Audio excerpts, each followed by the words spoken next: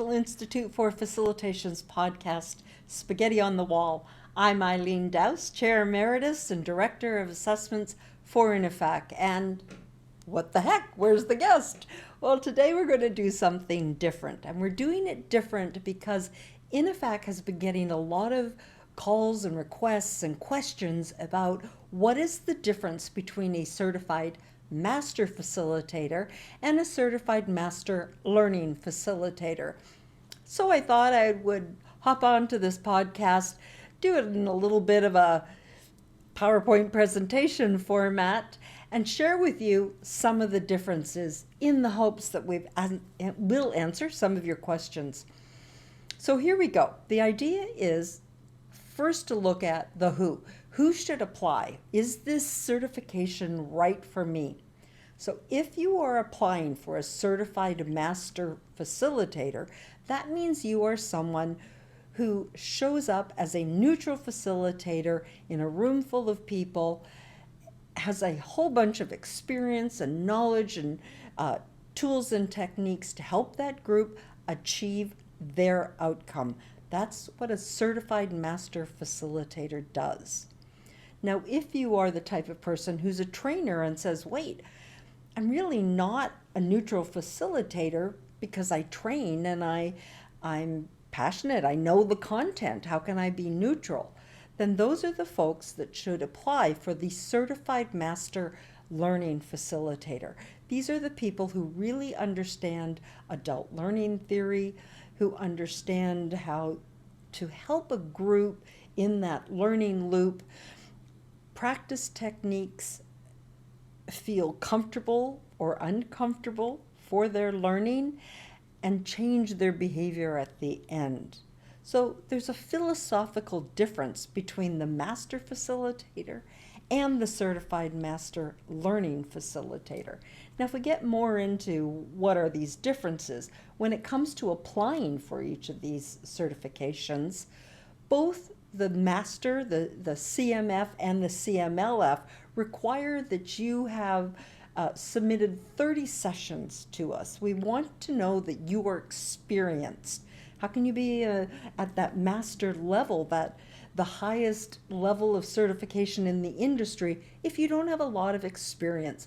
So both of these two certifications require 30 sessions, and that's over 3 years.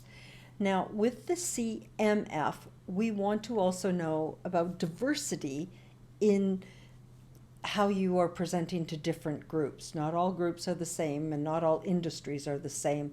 So we want a minimum of 5, that you've worked with 5 different organizations, and those can be 5 organizations within one corporation. And if you are a certified skilled facilitator, a certified competent facilitator, or a certified professional facilitator with the International Institute for Facilitation, INIFAC is going to give you 10 credits, 10 session credits to those 30 sessions. So you will only have to submit, if you fall into that category, 20 sessions. That does not hold true for the Certified Master Learning Facilitator. Both of these credentials require the same amount of references. We want to hear from others that you have done a good job, so we want 5 client references. We also, we want to know your experience, but we also want to know that you understand some of the basic, not only the basic, good facilitation competencies, master level facilitation competencies in each of these criteria. So we ask you some questions, and these questions are based on each credential's competencies related to them, and they are slightly different. Both have the competency around communication, right? Both have the competency about how you design your facilitation, but there are some subtle differences. So we have 5 competencies in each of these certifications, and then there are sub-competencies. So that's what makes up that 30. You're going to be asked questions. Questions like, what kind of questions do you ask a client before you do a facilitation? or what happens if someone's being very dysfunctional in a room. And the way we decide if you have answered well is INAFAC has created, based on a whole bunch of research, not only our competencies, we've also reached out to many, many people for what we believe are the best answers, and we have created a rubric, and we use that rubric to score your answers. So if your answer was not good, you'd get a 1. If your answer or did not meet what we want, you'd get a 1. If your answer was over the top awesome, you would get a 5. What INAFAC is looking for with the written is that you score in each competency area. So not for each subcompetency, but for each competency area, you score 4.0 or above. So if you're answering all these questions and one question you just didn't get right, maybe your assessor scored you as a 1. Yet all the other subcompetency areas you scored 5. Chances are that that would work out to be a 4, and then you would pass that subcompetency area. That's the written. So we want to know that you got it. So we want to know you're experienced. We want to know you can write about it and you have some knowledge about it. And then in order for us to say, yes, you are a master facilitator, a master learning facilitator, we want you to submit a video. And you ask 5 folks to show up in a room, and for the Certified Master Learning Facilitator, we will give you a topic. Just as a client might call you up and say, could you facilitate a meeting on X? INAFAC's going to say, we want you to facilitate a meeting on X. We will also give the participants, these 5 participants that you have asked, and they're your volunteers, they could be friends, family. We had one candidate invite their son to help them out. We give them a sealed envelope that they will open on the camera, and that has a functional or a dysfunctional role in it. You as the facilitator does not know about that, and we will just see how it evolves. The reason why we do that is we want to see how you handle different personalities, different needs, different interests, different styles of people in a meeting. Now, for the Certified Master Facilitator, you would submit a 20 to 25 minute role play mock facilitation of a meeting on that topic that INAFAC gives you. For the Certified Master Learning Facilitator, we are not the content experts. You are, whoever is applying. So you get to choose whatever topic you would like to educate these 5 people on. You get to choose that topic. And then again, your participants will get roles, and they may, say, hey, I don't want to be here, or hey, whatever it is. And we want to see how you manage that. So now that we know that you have the experience to do it, we've heard other people say you're great at it, we know you have the knowledge about it, and we've seen you do it, we will score all of that on that rubric that I was talking about. And then, bada bing, bada boom, you're certified.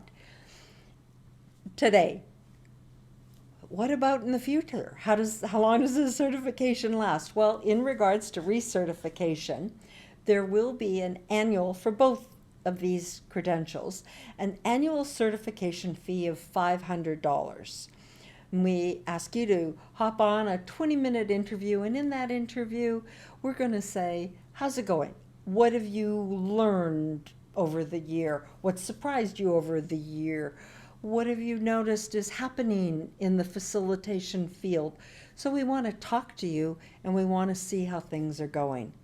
We also want to know that you are continuing your learning. So we want to ensure that you have somehow attended a conference, read some books, attended some webinars, whatever it is, professional development. And our executive director, Camera Whitehead, will provide you all the specific details on all of these things. Then we want a very brief, and brief is underlined here, 2 to 3 sentences telling us about 10 facilitated engagements that you have done. We don't want you to fall asleep. We want you to constantly be facilitating and learning.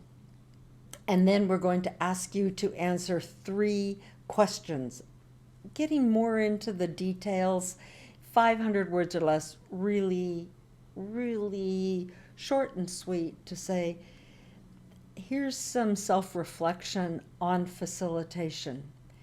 And that's for both the Certified Master Facilitator and the Certified Master Learning Facilitator. So I hope this podcast, a little different, has been very beneficial to you. If none of this makes sense, please feel free to contact Camera Whitehead at inifac.org. We will answer as many questions that you can ask. And also, if you do choose to apply to one of these certifications, you will be assigned a mentor, and that mentor will work with you in the best ability they can, because we want you to succeed. That's our goal. Our other goal is to continue to maintain this high standard of certification that's very rigorous and is quantitative. Like I said, the competencies that are chosen for our certifications have been researched. We've done surveys, we've done interviews, we've put it all out there to make sure that our competencies are the right ones for what the clients and the facilitators are doing in real life. So like I said, if you have more questions, contact INIFAC, and please consider to like and subscribe to these podcasts. We really are doing it for you. As an institute, we want to share information about facilitation, because in our mind, the world can never have enough facilitators. Bye.